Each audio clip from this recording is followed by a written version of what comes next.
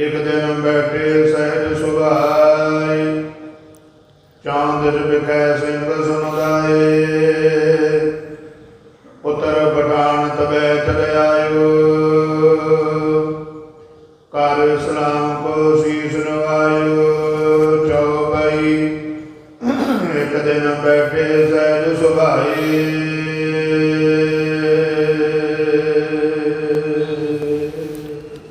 वाहिगुरु जी का खालसा, वाहिगुरु जी की फतेह।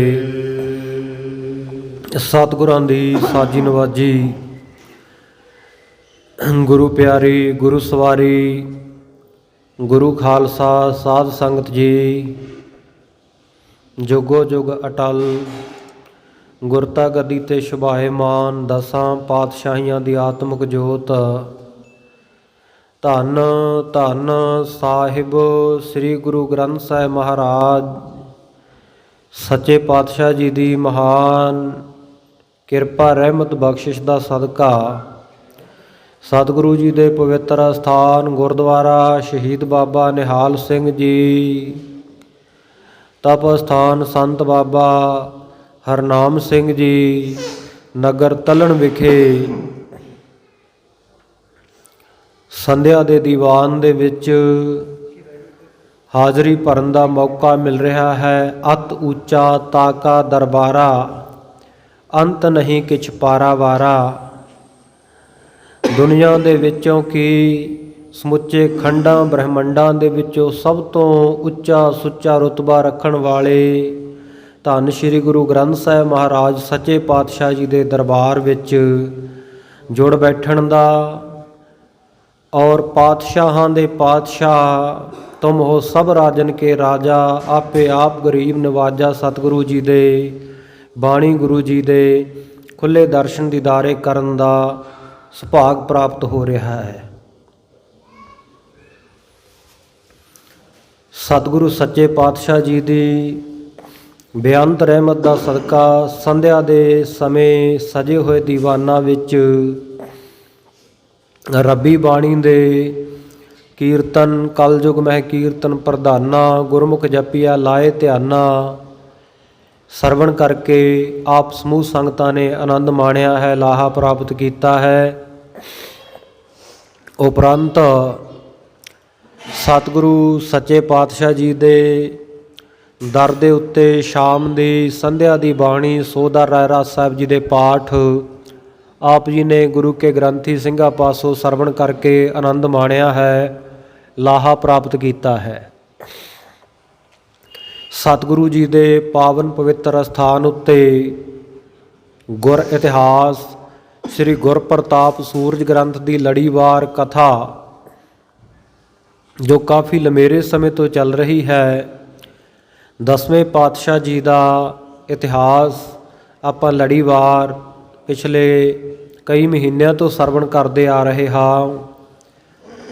धन गुरु गोबिंद सिंह साहिब महाराज जी दे इस पवित्र जीवन नूं श्री गुर प्रताप सूरज ग्रंथ के छेकड़ले भाग दे विच दूजे ऐन दे विच भाई साहब भाई संतोख सिंह जी चूड़ामणी कवि ने जिस शरधा भावना दे नाल कलमबद्ध किया है, उस इतिहास नूं आपां नित्ता प्रति कविता रूप विच पाठी सिंह दे पासों सरवण करके वार्तक रूप दे विच उस दी व्याख्या उस दा विस्तार करन दा यतन किया जाता है।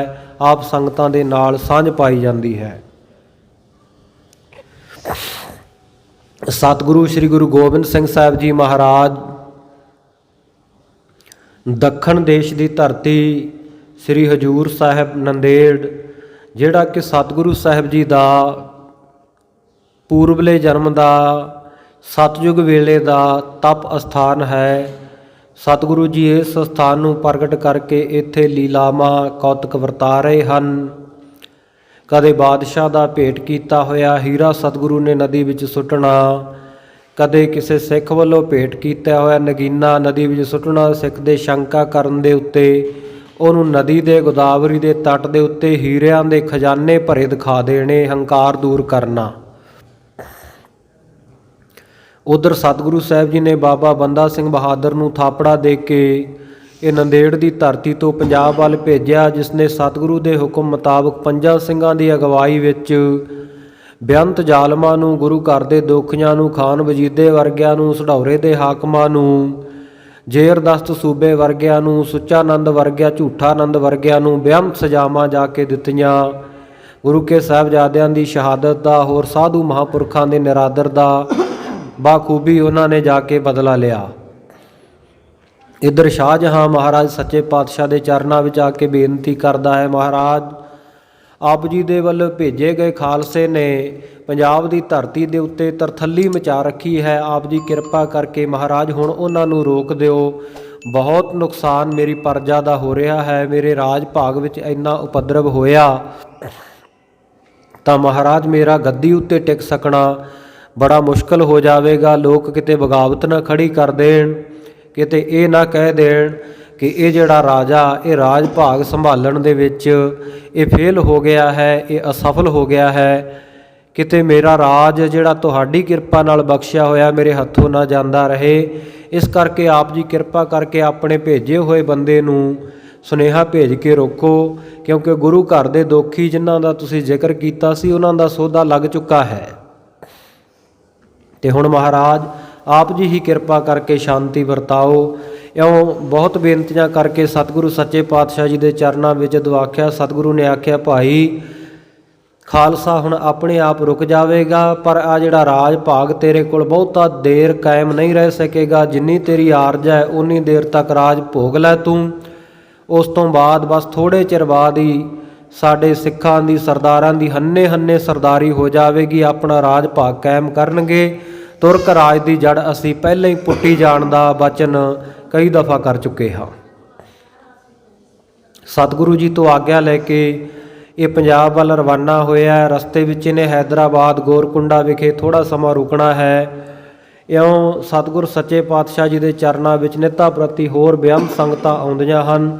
ਸਤਿਗੁਰੂ ਜੀ ਦਾ ਦੀਵਾਨ ਨਿੱਤਾਂ ਪ੍ਰਤੀ ਸਜਦਾ ਹੈ। ਸਤਿਗੁਰੂ ਮਹਾਨ ਦਾਨੀ, ਮਹਾਨ ਸੂਰਮੇ, ਮਹਾਨ ਲਖਾਰੀ, ਮਹਾਨ ਕਵੀਆਂ ਦੇ ਕਦਰਦਾਨ ਆਪਣੇ ਦਰਬਾਰ ਵਿੱਚ ਸੁਸ਼ੋਭਿਤ ਹਨ।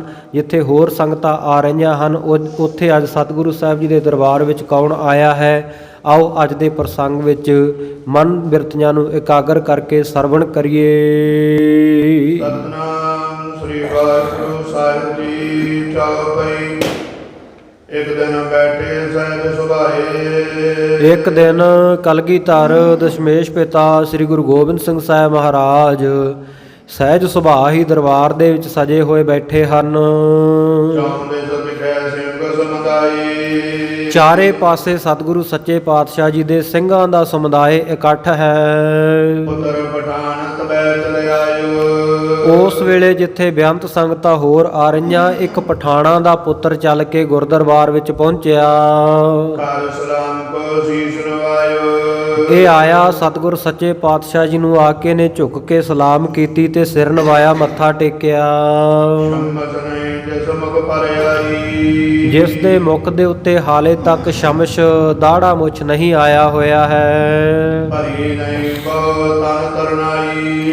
ਜਵਾਨੀ ਵੀ ਇਹਦੀ ਹਲੇ ਭਰੀ ਨਹੀਂ ਹੈ, ਪੂਰਾ ਜਵਾਨ ਨਹੀਂ ਹੈ, ਕਿਸ਼ੋਰ ਅਵਸਥਾ ਵਿੱਚ ਹੈ। ਆ ਕੇ ਇਹ ਬੜੇ ਅਦਬ ਦੇ ਸਹਿਤ, ਬੜੇ ਸਤਿਕਾਰ ਦੇ ਸਹਿਤ ਸਤਿਗੁਰੂ ਜੀ ਦੇ ਅੱਗੇ ਖੜਾ ਰਿਹਾ। ਸਤਿਗੁਰੂ ਸੱਚੇ ਪਾਤਸ਼ਾਹ ਜੀ ਨੇ ਆਪਣੇ ਮੁਖਾਰਬਿੰਦ ਤੋਂ ਬਚਨ ਕਹਿ ਕੇ ਪੁੱਛਣਾ ਕੀਤਾ। ਕਹਿਣ ਲੱਗੇ, ਭਾਈ ਤੂੰ ਕੌਣ ਮਰਦ ਹੈ, ਤੂੰ ਕਿਵੇਂ ਆਉਣਾ ਕੀਤਾ ਹੈ ਇੱਥੇ? ਤੇਰਾ ਨਾਂ ਕੀ ਹੈ, ਸਾਨੂੰ ਦੱਸਣਾ ਕਰ। ਕਿਹੜਾ ਤੇਰਾ ਦੇਸ਼ ਇਲਾਕਾ ਹੈ ਤੇ ਕਿਹੜੇ ਨਗਰ ਦੇ ਵਿੱਚ ਤੇਰਾ ਘਰ ਹੈ? ਕਿਹੜਾ ਮਨੋਰਥ ਮਨ ਦੇ ਵਿੱਚ ਲੋੜਦਾ ਜਿਹੜਾ ਤੂੰ ਇੱਥੇ ਆਇਆ? ਕਿਹੜਾ ਫੁਰਨਾ ਪੂਰਾ ਕਰਨਾ ਚਾਹੁੰਦਾ ਹੈ? ਔਰ ਤੇਰੇ ਪਿਤਾ ਦਾ ਨਾਂ ਕੀ ਹੈ ਤੇ ਤੇਰੇ ਪਿਤਾਮਾ ਦਾਦੇ ਦਾ ਨਾਂ ਕੀ ਹੈ? ਕਹਿੰਦੇ ਸਾਰਾ ਪ੍ਰਸੰਗ, ਸਾਰਾ ਹਾਲ ਦੱਸ, ਕਿਵੇਂ ਘਰ ਨੂੰ ਛੱਡ ਕੇ ਇੱਥੇ ਆਇਆ ਹੈ? ਸਤਿਗੁਰੂ ਜੀ ਦੇ ਆ ਸਵਾਲ ਸੁਣ ਕੇ ਪਠਾਨ ਦਾ ਪੁੱਤਰ ਜਿਹੜਾ ਚੜ੍ਹਦੀ ਜਵਾਨੀ ਵਾਲਾ ਆਇਆ ਸੀ, ਉੱਤਰ ਦੇਣ ਲੱਗਾ। ਉਦੋਂ ਪੈਂਦ ਖਾਂ ਦਾਦ ਹਮਾਰਾ। ਕਹਿਣ ਲੱਗਾ, ਮਹਾਰਾਜ ਮੇਰੇ ਦਾਦੇ ਦਾ ਨਾਂ ਪੈਂਦੇ ਖਾਨ ਸੀ। ਪੈਂਦੇ ਖਾਨ ਪਠਾਨ ਮੇਰਾ ਦਾਦਾ ਸੀ। ਨਾਮ ਬਦਰ ਕੋ ਸੰਦੇ ਖਾਨਾ। ਔਰ ਮੇਰੇ ਪਿਤਾ ਦਾ ਨਾਂ ਜਿਹੜਾ ਸੰਦੇ ਖਾਨ ਜਾਂ ਸੈਦੇ ਖਾਨ ਸੀ। ਗੁਲ ਖਾਂ ਮੇਰੋ ਨਾਮ ਬਖਾਨਾ। ਤੇ ਮਹਾਰਾਜ ਮੇਰਾ ਆਪਣਾ ਨਾਮ ਲੋਕ ਗੁਲ ਖਾਂ ਕਹਿ ਕੇ ਬੁਲਾਉਂਦੇ ਹਨ। ਮਰਦ ਪਠਾਨ ਆਪ ਪਹਿਚਾਨੋ। ਤੇ ਮਹਾਰਾਜ ਮਰਦ ਪਠਾਨ ਹਾਂ, ਜਿਹੜੇ ਬੜੇ ਬਹਾਦਰ ਜਾਣੇ ਜਾਂਦੇ ਹਨ। ਦੇਸ਼ ਨਗਰ ਕਰ ਦੂਰ ਮਹਾਨੋ। ਤੇ ਜੇ ਮੇਰੇ ਦੇਸ਼ ਇਲਾਕੇ ਦੀ ਨਗਰ ਦੀ ਘਰ ਦੀ ਗੱਲ ਪੁੱਛਦੇ ਹੋ ਤੇ ਮਹਾਰਾਜ ਇੱਥੋਂ ਬਹੁਤ ਦੂਰ ਹੈ। ਦੁਆਬੇ ਬੀਚ ਜਲੰਧਰ ਜਾਹਿਰ। ਦੁਆਬੇ ਦੇ ਵਿੱਚ ਜਿੱਥੇ ਜਲੰਧਰ ਸ਼ਹਿਰ ਜ਼ਾਹਿਰ ਪ੍ਰਗਟ ਤੌਰ ਤੇ ਹੈ। ਛੋਟਾ ਮੀਰ ਗ੍ਰਾਮ ਦਸਥਾਵਰ। ਜਲੰਧਰ ਦੇ ਨੇੜੇ ਛੋਟਾ ਮੀਰਪੁਰ ਨਗਰ ਹੈ, ਉਹ ਪ੍ਰਗਟ ਮੇਰਾ ਪਿੰਡ ਹੈ। ਕਾਲ ਚਾਕਰ ਪਤ ਜਾਹੀ। ਤੇ ਮਹਾਰਾਜ ਕੰਮਕਾਰ ਜਿਹੜਾ ਸਾਡਾ ਇਹ ਪਿਤਾ ਪੁਰਖੀ ਆ, ਅਸੀਂ ਬਹੁਤ ਲੰਮੇ ਸਮੇਂ ਤੋਂ ਬਾਦਸ਼ਾਹ ਦੇ ਦਰਬਾਰ ਦੇ ਵਿੱਚ ਚਾਕਰੀ ਨੌਕਰੀ ਕਰਦੇ ਆ ਰਹੇ ਹਾਂ। ਲੈ ਕਰ ਦਰਬ ਗੁਜਰ ਨਿਰਵਾਹੀ। ਔਰ ਬਾਦਸ਼ਾਹ ਤੋਂ ਆਪਣੀ ਤਨਖਾਹ ਲੈ ਕੇ ਦਰਬ ਧਨ ਲੈ ਕੇ ਗੁਜ਼ਾਰਾ ਕਰਦੇ ਹਾਂ। ਜਨਨੀ ਕੈ ਕਰਮ ਵੇ ਸਿਖਾਇਓ। ਮੇਰੀ ਮਾਂ ਨੇ, ਮੇਰੀ ਮਾਤਾ ਨੇ, ਮੇਰੀ ਜਨਨੀ ਨੇ, ਜਨਮ ਦੇਣ ਵਾਲੀ ਨੇ ਇਉਂ ਕਹਿ ਕੇ ਮੈਨੂੰ ਸਿੱਖਿਆ ਦਿੱਤੀ, ਸਿਖਾਇਆ ਹੈ। ਸਭ ਰਾਵਰ ਕੋ ਭੇਦ ਬਤਾਇਓ। ਆਪ ਜੀ ਦਾ ਸਾਰਾ ਭੇਦ ਉਹਨਾਂ ਨੇ ਮੈਨੂੰ ਦੱਸਿਆ ਹੈ ਦਿਲ ਜਮਾਲ ਪਾ ਦਰਸ਼ਨ ਕਰਵੇ। ਕਿ ਆਪ ਜੀ ਦੇ ਜਿਹੜੇ ਪਵਿੱਤਰ ਦਰਸ਼ਨ ਹਨ, ਸੋ ਇਹ ਦਰਸ਼ਨ ਕਰਨੇ ਚਾਹੀਦੇ ਆ। ਮੇਰਾ ਦਿਲ ਸੀ, ਮੇਰੇ ਮਨ ਦੀ ਇੱਛਾ ਸੀ। ਸਰਬ ਗੁਨਾਹੇ ਸ਼ੀਘਰ ਪਰ ਹਰਦੇ। ਕਿਉਂਕਿ ਮਹਾਰਾਜ ਮੈਂ ਸੁਣਿਆ ਆਪਣੀ ਮਾਤਾ ਤੋਂ ਕਿ ਆਪ ਜੀ ਸਾਰੇ ਤਰ੍ਹਾਂ ਦੇ ਗੁਨਾਹ ਸ਼ੀਘਰ ਹੀ ਨਾਸ਼ ਕਰਨ ਵਾਲੇ ਹੋ। ਭਇਓ ਪਾਕ ਮੈਂ ਲਿਓ ਦਿਦਾਰਾ। ਤੇ ਮਹਾਰਾਜ ਉਹ ਸਮਾਂ ਮੈਨੂੰ ਮਿਲਿਆ ਹੈ ਤੇ ਮੈਂ ਆਪ ਜੀ ਦੇ ਪਵਿੱਤਰ ਦਰਸ਼ਨ ਦੀਦਾਰੇ ਕਰ ਲਏ ਹਨ। ਤੁਮ ਪੀਰਨ ਕੇ ਪੀਰ ਉਦਾਰਾ। ਆਪ ਜੀ ਸਾਡੇ ਮੁਸਲਮਾਨਾਂ ਦੇ ਜਿਹੜੇ ਪੀਰ ਹੈ, ਉਹਨਾਂ ਦੇ ਵਿੱਚੋਂ ਵੀ ਉਦਾਰ ਕਹੀਏ ਸ੍ਰੇਸ਼ਟ ਪੀਰ, ਵੱਡੇ ਪੀਰ ਹੋ। ਸੁਨ ਸਤਿਗੁਰੂ ਖਾਨ ਸਮਨਾ ਸਨਮਾਨਾ। ਸਤਿਗੁਰੂ ਸਾਹਿਬ ਜੀ ਨੇ ਇਹ ਬਚਨ ਸੁਣ ਕੇ ਉਸ ਖਾਨ ਤੋਂ, ਉਸ ਪਠਾਨ ਬੱਚੇ ਤੋਂ ਉਹਦਾ ਬੜਾ ਆਦਰ ਮਾਣ ਸਤਿਕਾਰ ਕੀਤਾ। ਕਹਿਓ ਸਮੀਪ ਬਿਠਾਵਨ ਠਾਨਾ। ਕਹਿ ਕੇ ਸਤਿਗੁਰੂ ਜੀ ਨੇ ਆਪਣੇ ਨੇੜੇ ਬਿਠਾ ਲਿਆ ਇਸ ਨੂੰ। ਆਵਨ ਕਰੋ ਹਮੇਸ਼ ਇਤਾਈ। ਨਾਲ ਹੀ ਬਚਨ ਕੀਤਾ, ਕਹਿੰਦੇ ਭਾਈ ਪਠਾਨ ਪੁੱਤਰ, ਕਹਿੰਦੇ ਤੂੰ ਹਮੇਸ਼ਾ ਹੀ ਇੱਥੇ ਸਾਡੇ ਕੋਲ ਆਉਂਦਾ ਜਾਂਦਾ ਰਿਹਾ ਕਰ। ਦਰਸ਼ੋ ਪਰਚੋ ਜਿਨੋਰ ਭਾਈ। ਜਿਵੇਂ ਤੇਰਾ ਦਿਲ ਕਰੇ ਆ ਕੇ ਦਰਸ਼ਨ ਕਰ ਲਿਆ ਕਰ। ਸਾਡੇ ਸਿੰਘਾਂ ਨਾਲ, ਸਾਡੇ ਨਾਲ ਆ ਕੇ ਮਨ ਪਰਚਾਵਾ ਕਰਿਆ ਕਰ। ਬੈਠਿਓ ਚਤਰ ਘੜੀ ਲਗ ਖਾਨ। ਇਉਂ ਸਤਿਗੁਰ ਸੱਚੇ ਪਾਤਸ਼ਾਹ ਜੀ ਦੇ ਕੋਲ 4 ਘੜੀਆਂ ਉਹ ਪਠਾਨ ਬੈਠਾ ਰਿਹਾ। ਉਸ ਤੋਂ ਬਾਅਦ ਇਹ ਉੱਠਿਆ, ਧਰਤੀ ਦੇ ਉੱਤੇ ਸਿਰ ਲਾ ਕੇ ਇਹਨੇ ਮੱਥਾ ਟੇਕਿਆ। ਫਿਰ ਖੜਾ ਹੋ ਕੇ ਨੇ ਝੁਕ ਕੇ 3 ਵਾਰ ਜਿਵੇਂ ਉਹ ਸਲਾਮ ਕਰਦੇ ਆ ਮੁਸਲਮਾਨ, ਇਸ ਤਰ੍ਹਾਂ ਸਤਿਗੁਰੂ ਜੀ ਨੂੰ ਖੜੇ ਹੋ ਕੇ ਸਲਾਮ ਕੀਤੀ। ਸਤਿਗੁਰ ਸੱਚੇ ਪਾਤਸ਼ਾਹ ਜੀ ਨੇ ਵੀ ਇਹਦੇ ਵੱਲ ਬੜੀ ਕਿਰਪਾ ਦੀ ਦ੍ਰਿਸ਼ਟੀ ਦੇ ਨਾਲ ਦੇਖਿਆ। ਉਸ ਵੇਲੇ ਸਤਿਗੁਰੂ ਜੀ ਨੇ ਆਪਣੇ ਹੱਥੀਂ 5 ਜਿਹੜੀਆਂ ਮੋਹਰਾਂ ਸਨ ਅਸ਼ਰਫੀਆਂ ਸੋਨੇ ਦੀਆਂ, ਉਹ ਇਸ ਨੂੰ ਬਖਸ਼ ਦਿੱਤੀਆਂ। ਲੈ ਕੇ ਗੁਲ ਖਾਂ ਜਿਹੜਾ ਸੀ ਪਠਾਨ, ਇਹ ਬਹੁਤ ਪ੍ਰਸੰਨ ਹੋਇਆ, ਬੜਾ ਖੁਸ਼ ਹੋਇਆ। ਫਿਰ ਇਹ ਆਪਣੇ ਟਿਕਾਣੇ ਅਸਥਾਨ ਦੇ ਉੱਤੇ ਚਲਿਆ ਗਿਆ। ਜਾ ਕੇ ਆਪਣੀ ਜਨਨੀ ਮਾਤਾ ਦੇ ਨਾਲ ਸਾਰਾ ਪ੍ਰਸੰਗ, ਸਾਰਾ ਬਿਰਤਾਂਤ ਹਾਲ ਦੱਸਿਆ। ਕਹਿਣ ਲੱਗਾ ਕਿ ਕਿਰਪਾ ਅੱਲਾ, ਕਿਰਪਾ ਦੇ ਘਰ ਕਲਗੀਧਰ ਸੱਚੇ ਪਾਤਸ਼ਾਹ ਜੀ ਨੇ ਮੇਰੇ ਉੱਤੇ ਬੜੀ ਮਿਹਰਬਾਨੀ ਕੀਤੀ ਹੈ। ਦਰਸ਼ਨ ਵੀ ਦਿੱਤੇ, ਅਸੀਸਾਂ ਵੀ ਦਿੱਤੀਆਂ ਤੇ ਆਉਂਦੇ ਹੋਏ ਨੂੰ ਮੈਨੂੰ ਬਹੁਤ ਧਨ ਵੀ ਬਖਸ਼ ਦਿੱਤਾ। ਨਾਲੇ ਖੁਸ਼ੀ ਦੀ ਗੱਲ ਹੋਰ ਹੈ ਵੀ ਉਹਨਾਂ ਨੇ ਹੁਕਮ ਵੀ ਕਰ ਦਿੱਤਾ ਵੀ ਇਸੇ ਤਰ੍ਹਾਂ ਹਮੇਸ਼ਾ ਆਉਂਦਾ ਜਾਂਦਾ ਰਿਹਾ ਕਰ। ਕੇ ਹਰਖ ਵਿਸ਼ੇਸ਼ੋ। ਉਹਦੇ ਤੋਂ ਇਹ ਬਚਨ ਸੁਣ ਕੇ ਇਸ ਗੁਲਖਾਂ ਪਠਾਨ ਦੀ ਮਾਤਾ ਵਿਸ਼ੇਸ਼ ਕਰਕੇ ਬੜੀ ਪ੍ਰਸੰਨ ਹੋਈ, ਖੁਸ਼ ਹੋਈ। ਦਿਵਸ ਆਗਲੇ ਪੁਨ ਚਲ ਗਇਓ। ਅਗਲੇ ਦਿਨ ਇਹ ਗੁਲਖਾਂ ਪਠਾਨ ਫੇਰ ਸਤਿਗੁਰੂ ਜੀ ਦੇ ਦਰਬਾਰ ਵਿੱਚ ਚਲਾ ਗਿਆ। ਝੁਕ ਸਲਾਮ ਕੋ ਠਾਨਤ ਭਇਓ। ਝੁਕ ਕੇ ਸਤਿਗੁਰ ਸੱਚੇ ਪਾਤਸ਼ਾਹ ਜੀ ਨੂੰ ਸਲਾਮ ਕੀਤੀ। ਸਤਿਗੁਰ ਸਾਦਰ ਜਗਤ ਬਿਠਾਇਓ। ਸਤਿਗੁਰੂ ਜੀ ਨੇ ਫਿਰ ਇਹਨੂੰ ਆਦਰ ਸਤਿਕਾਰ ਦੇ ਸਹਿਤ ਆਪਣੇ ਕੋਲ ਬਿਠਾ ਲਿਆ ਸਰਿਓ ਘਰੀ ਸਰ ਬਦਨ ਲਾਇਓ। ਔਰ ਇੱਕ ਘੜੀ ਸਤਿਗੁਰ ਸੱਚੇ ਪਾਤਸ਼ਾਹ ਜੀ ਦੇ ਕੋਲ ਜਦੋਂ ਬੈਠਾ ਰਿਹਾ, ਉਸ ਤੋਂ ਬਾਅਦ ਸਤਿਗੁਰ ਸੱਚੇ ਪਾਤਸ਼ਾਹ ਜੀ ਨੇ ਆਪਣੇ ਸੁਭਾਏਮਾਨ ਮੁਖਾਰਬਿੰਦ ਤੋਂ ਬਚਨ ਉਚਾਰੇ। ਚੌਪਰ ਖੇਲ ਲਖੈ ਕਹਿ ਨਾਹੀ। ਕਹਿੰਦੇ ਪਠਾਨ, ਤੂੰ ਚੌਪੜ ਖੇਡਣਾ ਜਾਣਦਾ ਹਾਂ ਜਾਂ ਨਹੀਂ ਜਾਣਦਾ? ਸੁਨ ਕੈ ਕਹਿਓ ਆਏ ਮਮ ਪਾਹੀ। ਪਠਾਨ ਕਹਿਣ ਲੱਗਾ, ਕਹਿੰਦਾ ਨਹੀਂ ਮਹਾਰਾਜ, ਮੈਨੂੰ ਆਉਂਦੀ ਹੈ। ਕੋਸ਼ ਬਿਖੈ ਤੇ ਕਹਿ ਅਨਵਾਇਓ। ਉਸ ਵੇਲੇ ਸਤਿਗੁਰੂ ਨੇ ਕਹਿ ਕੇ ਕਿਸੇ ਸਿੰਘ ਤੋਂ ਆਪਣੇ ਕੋਸ਼ ਵਿੱਚੋਂ, ਖਜ਼ਾਨੇ ਦੇ ਵਿੱਚੋਂ ਉਹ ਚੌਪੜ ਦੀ ਬਾਜੀ ਵਾਲ ਜਿਹੜਾ ਸਾਜੋ ਸਮਾਨ ਮੰਗਾਇਆ ਇਸ ਵਿੱਚ ਮੈਂ ਸੋ ਖੇਲ ਵਿਛਾਇਓ। ਤੇ ਉਸ ਪਠਾਨ ਦੇ ਵਿੱਚ ਤੇ ਆਪਣੇ ਵਿਚਕਾਰ ਸਤਿਗੁਰ ਸੱਚੇ ਪਾਤਸ਼ਾਹ ਜੀ ਨੇ ਉਹ ਚੌਪੜ ਦੀ ਬਾਜੀ ਵਾਲਾ ਖੇਲ ਵਿਛਾ ਲਿਆ। ਡਲ ਕੰਚਨ ਕੇ ਚੁੰਨੀ ਜਰੇ। ਜਿਹੜੇ ਡਾਲਣੇ ਸੀ ਸਾਧ ਸੰਗਤ, ਉਹ ਸਾਰ ਪਾਸਾ ਖੇਡਣ ਵਾਲੇ, ਸੋ ਉਹ ਚੌਪੜ ਖੇਡਣ ਵਾਲੇ ਜਿਹੜੇ ਡਾਲਣੇ ਆ ਨਾ, ਸੋਨੇ ਦੇ ਬਣੇ ਹੋਏ ਆ ਤੇ ਚੂਨੀ ਜੜੇ ਹੋਏ ਹਨ। ਮੇਰੀ ਨਰਦ ਜਗਮਗਾ ਕਰੇ। ਇਸ ਤਰ੍ਹਾਂ ਜਿਹੜੀਆਂ ਨਰਦਾਂ ਹਨ ਪੁੱਗੀਆਂ ਜਾਂਦੀਆਂ, ਸੋ ਸਾਧ ਸੰਗਤ ਜੀ ਉਹ ਨਰਦਾਂ ਵੀ ਜਗਮਗਾਉਂਦੀਆਂ ਹਨ। ਚਲੇ ਦਾਵ ਡਲ ਕੋਸ਼ ਕਮੇਲ। ਸੋ ਇਸ ਤਰ੍ਹਾਂ ਲਗਾਤਾਰ ਜਿਹੜੇ ਦਾ ਹੈ ਸਤਿਗੁਰ ਸੱਚੇ ਪਾਤਸ਼ਾਹ ਜੀ ਚੱਲਦੇ ਹਨ ਤੇ ਪਠਾਨ ਚੱਲਦਾ ਹੈ। ਸੋ ਇਹ ਜਿਹੜੇ ਡਾਲਣੇ ਹੈ ਧਰਤੀ ਦੇ ਉੱਤੇ ਮੇਲ ਮਿਲ ਕੇ ਸੁੱਟਦੇ ਹਨ। ਪਰਚੇ ਕਦੇ ਬਾਜੀ ਖੇਲ। ਕਿਉਂ ਸਤਿਗੁਰ ਸੱਚੇ ਪਾਤਸ਼ਾਹ ਜੀ ਪਰਚੇ ਰਹੇ ਕੁਝ ਸਮਾਂ ਤੱਕ, ਇੱਕ ਦੋ ਬਾਜ਼ੀਆਂ ਖੇਡੀਆਂ ਚੌਪੜ ਦੀਆਂ।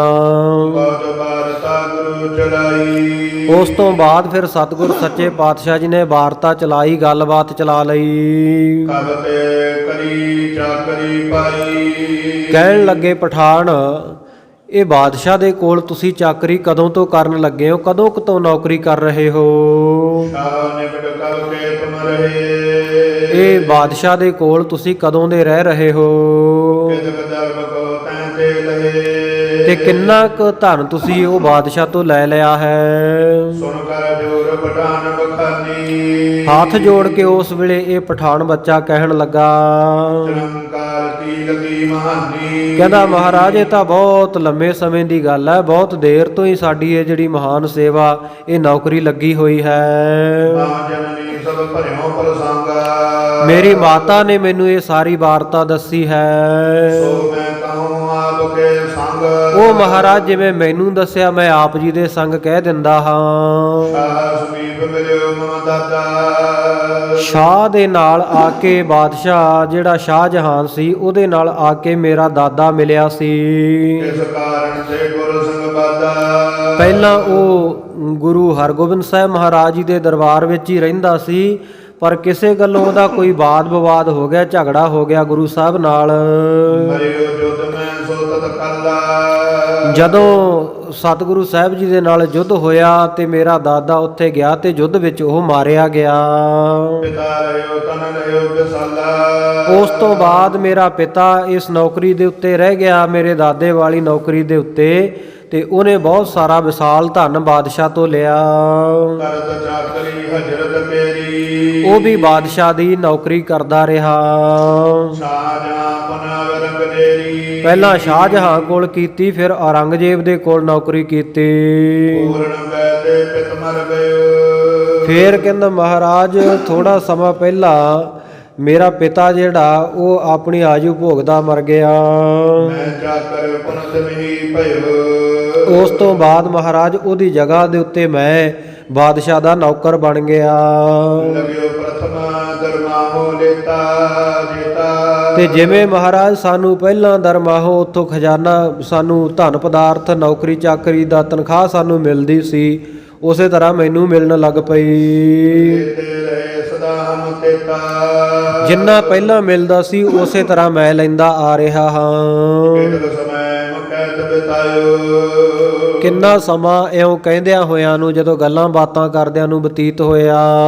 ਉਠ ਸਲਾਮ ਹਿਤ ਸੀਸ ਝੁਕਾਇਓ। ਫਿਰ ਇਹ ਉੱਠ ਖੜਾ ਹੋਇਆ, ਸਲਾਮ ਕਰਨ ਹਿਤ ਸਤਿਗੁਰੂ ਜੀ ਨੂੰ ਇਹਨੇ ਸੀਸ ਝੁਕਾਇਆ, ਮੱਥਾ ਟੇਕਿਆ। 5 ਰੁਪਈਏ ਪ੍ਰਭੂ ਦਿਵਾਏ। ਸਤਿਗੁਰੂ ਨੇ ਸਿੰਘ ਨੂੰ ਹੁਕਮ ਕਰਕੇ 5 ਚਾਂਦੀ ਦੇ ਰੁਪਈਏ ਇਸ ਨੂੰ ਦਵਾ ਦਿੱਤੇ। ਲੈ ਨਾਮ ਗਮਨਿਓ ਰਖਾਏ। ਇਨਾਮ ਲੈ ਕੇ ਇਹ ਚਲਾ ਗਿਆ ਤੇ ਬੜਾ ਪ੍ਰਸੰਨ ਖੁਸ਼ ਹੋਇਆ। ਸਿੰਘਨ ਪਰਖਿਓ ਗੁਰੂ ਕੋ ਖਿਆਲੋ। ਇਧਰ ਸਿੰਘਾਂ ਨੇ ਸਤਿਗੁਰ ਸੱਚੇ ਪਾਤਸ਼ਾਹ ਜੀ ਦੇ ਖਿਆਲ ਨੂੰ ਪਰਖਿਆ। ਬਾਤ ਵਿਪਰਜੈ ਕਰਤ ਵਿਸਲ। ਆਪਸ ਵਿੱਚ ਵਿਚਾਰ ਵਟਾਂਦਰਾ ਕਰਦੇ ਆ ਸਿੰਘ ਕਿ ਸਤਿਗੁਰ ਸੱਚੇ ਪਾਤਸ਼ਾਹ ਜੀ ਤਾਂ ਬੜੀ ਉਲਟੀ ਪੁਲਟੀ ਜੀ ਗੱਲ ਕਰ ਰਹੇ ਹਨ। ਹਾਥ ਜੋਰ ਤਬ ਅਰਜ ਗੁਜਾਰੀ। ਉਸ ਵੇਲੇ ਆ ਕੇ ਹੱਥ ਜੋੜ ਕੇ ਸਿੰਘਾਂ ਨੇ ਸਤਿਗੁਰੂ ਕੋਲ ਬੇਨਤੀ ਕੀਤੀ। ਗੁਰਬਲ ਕੋਰੇ ਪਤ ਮੈਂ ਉਚਾਰੀ। ਕਹਿੰਦੇ ਮਹਾਰਾਜ ਸੱਚੇ ਪਾਤਸ਼ਾਹ, ਸਾਨੂੰ ਤਾਂ ਆਪ ਜੀ ਬਚਨ ਕਰਦੇ ਹੋ ਕਿ ਆ ਜਿਹੜੇ ਤੁਰਕ ਹੈ ਇਹ ਕਸਮਾਂ ਖਾ ਕੇ ਮੁੱਕਰ ਜਾਂਦੇ ਆ। ਜਿਹੜਾ ਤੁਰਕ ਤੁਸੀਂ ਦੇਖੋ ਤੇ ਇਹਨੂੰ ਆਪਣਾ ਦੁਸ਼ਮਣ ਜਾਣੋ, ਇਹ ਵਚਨ ਤੁਸੀਂ ਉਚਾਰਨ ਕੀਤੇ ਹਨ। ਆਏ ਸਕਲ ਆਪ ਕੀ ਹੈ। ਤੇ ਮਹਾਰਾਜ ਆਪ ਜੀ ਦੀ ਜਿਹੜੀ ਆਇਸ ਆਗਿਆ ਹੈ, ਹੁਕਮ ਹੈ, ਇਹ ਤਾਂ ਅਚਲ ਹੈ। ਜਥਾ ਪਾਇਓ ਤੇ ਤੂੰ ਧਰ ਰਹੇ। ਜਿਵੇਂ ਮਹਾਰਾਜ ਹਵਾ ਜਿੰਨੀ ਮਰਜ਼ੀ ਚੱਲੀ ਜਾਵੇ ਪਰ ਪਹਾੜ ਤਾਂ ਨਹੀਂ ਧਰਤੀ ਤੋਂ ਹਿਲਦਾ ਹੁੰਦਾ, ਇਸੇ ਤਰ੍ਹਾਂ ਜਿਹੜਾ ਤੁਸੀਂ ਵਚਨ ਕਰ ਦਿੱਤਾ ਉਹ ਵਚਨ ਤਾਂ ਨਹੀਂ ਹਿਲਣਾ ਚਾਹੀਦਾ।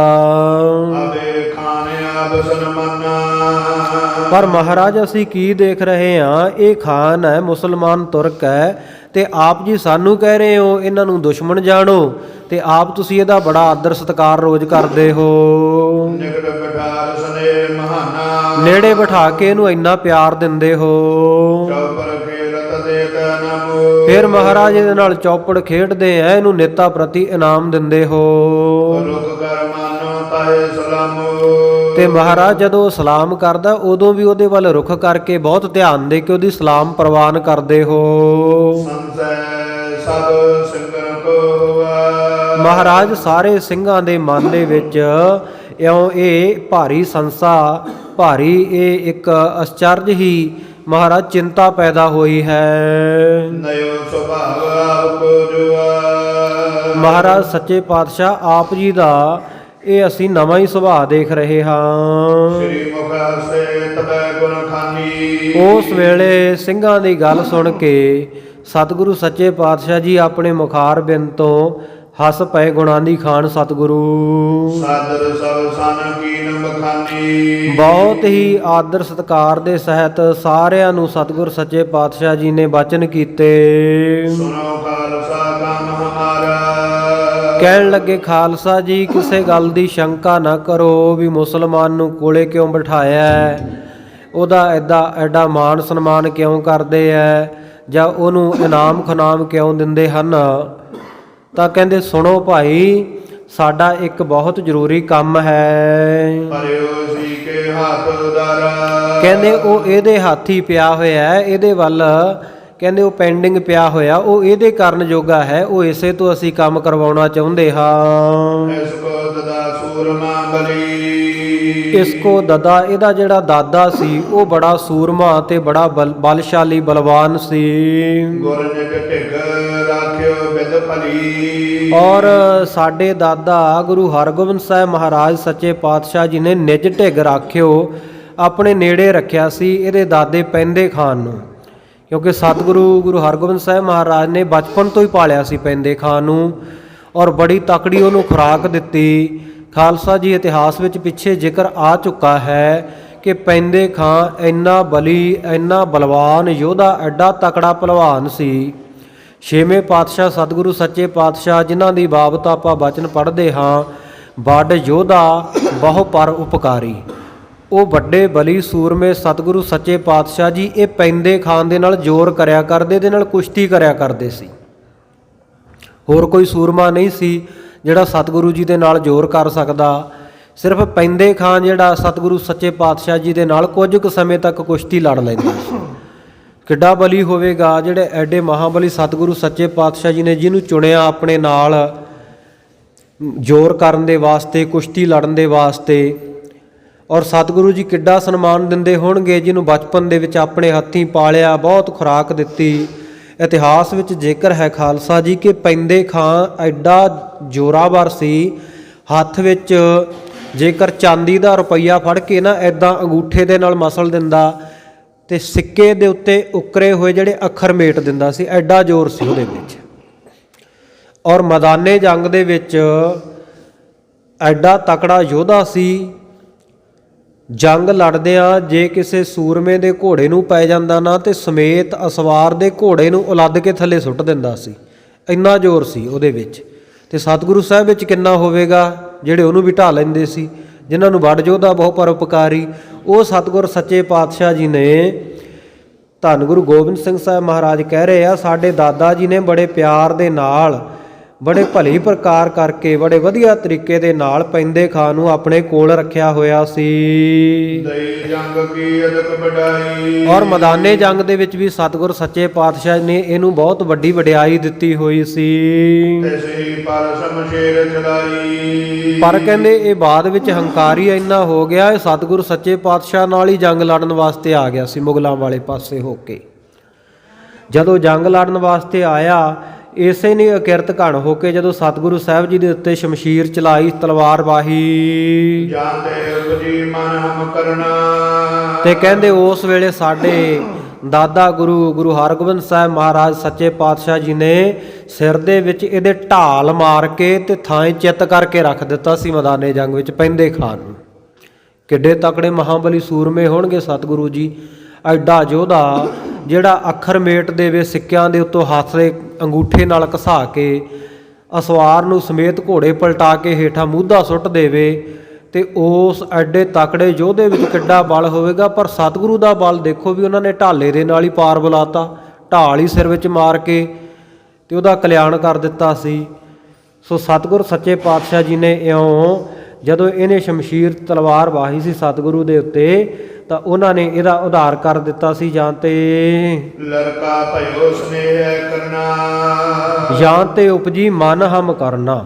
ਕਹਿੰਦੇ ਇਸ ਕਰਕੇ ਭਾਈ, ਕਿਉਂਕਿ ਇਹਦਾ ਦਾਦਾ ਸਾਡੇ ਦਾਦੇ ਕੋਲ ਰਹਿੰਦਾ ਸੀ, ਬੜੇ ਪਿਆਰ ਨਾਲ ਉਹਨਾਂ ਨੇ ਰੱਖਿਆ ਸੀ। ਉਹਦਾ ਪੋਤਾ ਚਲੋ ਆ ਗਿਆ ਸਾਡੇ ਕੋਲੇ, ਇਸ ਕਰਕੇ ਸਾਡੇ ਮਨ ਦੇ ਵਿੱਚ ਨਾ ਇਹ ਕਰੁਣਾ ਪੈਦਾ ਹੋ ਗਈ ਹੈ, ਦਇਆ ਪੈਦਾ ਹੋ ਗਈ ਹੈ। ਲੜਕਾ ਭਇਓ ਸਨੇਹ ਕਰਨਾ। ਬਾਕੀ ਕਹਿੰਦੇ ਭਾਈ ਐਵੇਂ ਵਿਚਾਰਾ ਇਹ ਲੜਕਾ ਹੀ ਹੈ, ਹਲੇ ਛੋਟਾ ਬੱਚਾ ਹੈ, ਤੇ ਇਹਦੇ ਨਾਲ ਤਾਂ ਸਨੇਹ ਕਰਨਾ ਚਾਹੀਦਾ, ਪਿਆਰ ਕਰਨਾ ਹੀ ਚਾਹੀਦਾ ਹੈ। ਜਿਮ ਕੈ ਸਿੰਘਨ ਕੋ ਸੰਤੋਸ਼ਾ। ਇਉਂ ਕਹਿ ਕੇ ਸਤਿਗੁਰੂ ਗੁਰੂ ਗੋਬਿੰਦ ਸਿੰਘ ਸਾਹਿਬ ਮਹਾਰਾਜ ਨੇ ਸਿੰਘਾਂ ਨੂੰ ਤਸੱਲੀ ਕਰਵਾ ਦਿੱਤੀ, ਸੰਤੋਖਜਨਕ ਉੱਤਰ ਦੇ ਦਿੱਤਾ। ਦਰਸ਼ਨ ਕੇ ਭਰੋਸ ਬਿਨ ਦੋਸ਼ਾ। ਤੇ ਨਾਲ ਹੀ ਬਚਨ ਕਰਦੇ ਆ, ਕਹਿੰਦੇ ਕੋਈ ਗੱਲ ਨਹੀਂ ਭਾਈ, ਇਹ ਦਾਸਾਂ ਦੇ ਸੇਵਕਾਂ ਦੇ ਭਰੋਸੇ ਕਰਨ ਦੇ ਲਾਇਕ ਹੈ, ਇਹਦੇ ਵਿੱਚ ਅਸੀਂ ਕੋਈ ਦੋਸ਼ ਨਹੀਂ ਦੇਖਿਆ। ਲਖੇ ਨਾ ਜਾਏ ਜਗਤ ਜਨ ਰੁਰੇ। ਸੋ ਸਾਧ ਸੰਗਤ ਜੀ, ਲਖੇ ਨਹੀਂ ਜਾਂਦੇ, ਜਾਣੇ ਨਹੀਂ ਜਾ ਸਕਦੇ ਸਤਿਗੁਰ ਸੱਚੇ ਪਾਤਸ਼ਾਹ ਜੀ ਦੇ ਚਰਿੱਤਰ, ਜਿਹੜੇ ਬੜੇ ਅਜੀਬ, ਬੜੇ ਸੁੰਦਰ ਕੌਤਕ ਹਨ। ਦੁਖਦਾਰਦ ਹਰਤਾ ਗੁਰ ਪੂਰੇ। ਕਿਉਂਕਿ ਸਤਿਗੁਰੂ ਤਾਂ ਭਾਈ ਸਾਰਿਆਂ ਦੇ ਦੁੱਖਾਂ ਦਰਿਦਰਾਂ ਨੂੰ ਹਰਨ ਵਾਲੇ, ਨਾਸ਼ ਕਰਨ ਵਾਲੇ ਪੂਰੇ ਸਤਿਗੁਰੂ ਹਨ। ਪੂਰਾ ਪ੍ਰਭ ਆਰਾਧਿਆ ਪੂਰਾ ਜਾ ਕਾ ਨਾਉ, ਨਾਨਕ ਪੂਰਾ ਪਾਇਆ ਪੂਰੇ ਕੇ ਗੁਣ ਗਾਓ। ਦਿਸਾ ਬਰੀ ਕੀਏ ਖਾਨ ਰੋਪਾਨਾ। ਰਾਤ ਦਾ ਸਮਾਂ ਹੋਇਆ, ਸਭ ਨੇ ਸਾਧ ਸੰਗਤ ਜੀ ਖਾਣ ਪਾਣ ਕੀਤਾ, ਭੋਜਨ ਪ੍ਰਸ਼ਾਦਾ ਛਕ ਲਿਆ। ਸਬਦ ਜਤਾ ਸੋ ਕਿਰਪਾ ਨਿਦਾਨਾ। ਰਾਤ ਨੂੰ ਸਾਰੇ ਆਰਾਮ ਕਰਨ ਦੇ ਲਈ ਬਰਾਜ ਗਏ, ਬੜੇ ਸੁੱਖ ਦੇ ਨਾਲ ਰਾਤ ਬਤੀਤ ਕੀਤੀ ਸੌਂ ਕੇ।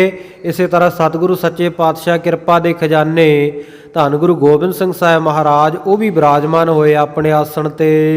ਬੜੀ ਬਰਾਤ ਤੇ ਸ਼ਬਦ ਇਸ਼ਨਾਨੇ। ਵੱਡੇ ਤੜਕੇ ਹੀ ਭਾਵ ਅੰਮ੍ਰਿਤ ਵੇਲੇ ਸਤਿਗੁਰੂ ਸੱਚੇ ਪਾਤਸ਼ਾਹ ਜੀ ਉੱਠੇ, ਸ਼ੌਚਾਚਾਰ ਕੀਤਾ, ਸਰੀਰ ਸਵੱਛ ਕੀਤਾ, ਇਸ਼ਨਾਨ ਕੀਤਾ। ਆਨੰਦਾ ਤਮੈ ਲਾਇ ਸੁਧਿਆਨੇ। ਇਸ਼ਨਾਨ ਪਾਨ ਕਰਕੇ ਆਪਣੇ ਆਤਮ ਆਨੰਦ ਦੇ ਵਿੱਚ, ਸਤਚਿਤ ਆਨੰਦ ਸਰੂਪ ਪਰਮੇਸ਼ਰ ਦੇ ਵਿੱਚ ਸਤਿਗੁਰੂ ਸੱਚੇ ਪਾਤਸ਼ਾਹ ਨੇ ਆਪਣੀ ਬਿਰਤੀ ਟਿਕਾਈ, ਧਿਆਨ ਲਾ ਕੇ ਜੋੜ ਕੇ ਬੈਠ ਗਏ। ਦਿਨ ਕਰ ਉਦੈ ਪਇਓ ਨਬਜ ਬੈ। ਜਦੋਂ ਦਿਨ ਕਰ ਨਾਮ ਹੈ ਸੂਰਜ ਦਾ, ਦਿਨ ਨੂੰ ਕਰਨ ਵਾਲਾ, ਦਿਨਕਰ ਜਦੋਂ ਆਇਆ, ਸੂਰਜ ਉਦੇ ਹੋਇਆ, ਸੂਰਜ ਚੜ੍ਹਿਆ ਆਕਾਸ਼ ਦੇ ਵਿੱਚ ਜਿਸ ਵੇਲੇ, ਕਮਲ ਬਿਲੋਚਨ ਬਿਵਸੇ ਤਬੈ। ਉਸ ਵੇਲੇ ਸਤਿਗੁਰ ਸੱਚੇ ਪਾਤਸ਼ਾਹ ਜੀ ਨੇ ਆਪਣੇ ਕਮਲ ਦੀਆਂ ਪੰਖੜੀਆਂ ਵਰਗੇ ਸੁੰਦਰ ਜਿਹੜੇ ਨੇਤਰ ਖੋਲੇ ਹਨ। ਸ਼ਾਸਤਰ ਬਸਤਰੇ ਕੋ ਅੰਗ ਸਜਾਏ। ਸ਼ਾਸਤਰਾਂ ਨੂੰ ਤੇ ਸੁੰਦਰ ਵਸਤਰਾਂ ਨੂੰ ਸਤਿਗੁਰੂ ਜੀ ਨੇ ਆਪਣੇ ਅੰਗੀ ਸਜਾ ਕੇ ਉਹਨਾਂ ਦੀ ਸ਼ੋਭਾ ਵਧਾ ਦਿੱਤੀ ਹੈ। ਬੈਠੈ ਮੀਟ ਖਾਲਸੇ ਆਏ। ਔਰ ਦੀਵਾਨ ਦੇ ਵਿੱਚ ਆ ਕੇ, ਖਾਲਸਿਆਂ ਦੇ ਵਿੱਚ ਆ ਕੇ ਸਤਿਗੁਰੂ ਸੱਚੇ ਪਾਤਸ਼ਾਹ ਬਿਰਾਜਮਾਨ ਹੋ ਗਏ। ਸਵਾ ਜਾਮ ਦਿਨ ਚੜ੍ਹੈ ਆਹਾਰਾ। ਜਦੋਂ ਸਾਧ ਸੰਗਤ ਜੀ ਸਵਾ ਪਹਿਰ ਦਿਨ ਚੜ੍ਹ ਗਿਆ, ਉਸ ਵੇਲੇ ਸਾਰਿਆਂ ਨੇ ਆਹਾਰਾ ਕਹੀਏ ਭੋਜਨ ਪ੍ਰਸ਼ਾਦਾ ਛਕਿਆ, ਲੰਗਰ ਛਕਿਆ। ਅਛੈ ਪ੍ਰਭੂ ਕੰਨ ਸਿੰਘ ਮਜਾਰਾ। ਸਤਿਗੁਰ ਸੱਚੇ ਪਾਤਸ਼ਾਹ ਵੀ ਸਿੰਘਾਂ ਦੇ ਵਿੱਚ ਬੈਠ ਕੇ, ਪੰਗਤ ਦੇ ਵਿੱਚ ਬੈਠ ਕੇ ਗੁਰੂ ਕਾ ਲੰਗਰ ਛਕ ਰਹੇ ਹਨ।